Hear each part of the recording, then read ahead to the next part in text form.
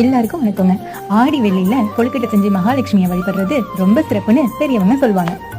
கொழுக்கட்டை சாமிக்கு மட்டுமா படைப்போம், நம்ம வாய்க்கும் போகுமே. அது கொஞ்சம் ஹெல்த்தியா எப்படி பண்றதுன்னு பாப்போமா? கொழுக்கட்டை மாவுல கொஞ்சம் எண்ணெய், கொஞ்சம் உப்பு, நல்லா கொதிச்ச தண்ணி சேர்த்து பிசைஞ்சு ஒரு ஓரமா வச்சிருங்க. பூரணத்துக்கு பச்சை பயிரை 6 மணி நேரம் ஊற வச்சு சுத்தமா கழுவி எடுத்து வேக வச்சுக்கோங்க. வேக வச்ச பச்சை பயிரை ஆறுனதுக்கு அப்புறம் ஒரு மிக்சி ஜார்ல மாத்தி குறை குறைன்னு அரைச்சி எடுத்துக்கோங்க.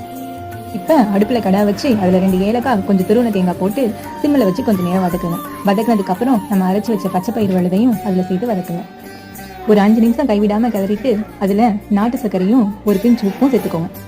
தேவைன்னா கொஞ்சம் தண்ணி சேர்த்துட்டு கெட்டியான கன்சிஸ்டன்சி வர்றது வரைக்கும் கிளறுங்க. இப்ப நமக்கு தேவையான பூரணமும் ரெடி. இப்ப வெள்ளை மாவை தட்டையா தட்டி அது மேல பூரணத்தை வச்சு வேக வச்சு எடுத்தா கொழுக்கட்டை ரெடி. சாமிக்கு படிச்சுட்டு நம்மளும் ஹெல்த்தியாக சாப்பிட்டுக்கலாம். என் வீடியோஸ் பிடிச்சிருந்தா லைக் பண்ணுங்க, ஷேர் பண்ணுங்க, சப்ஸ்கிரைப் பண்ணுங்க.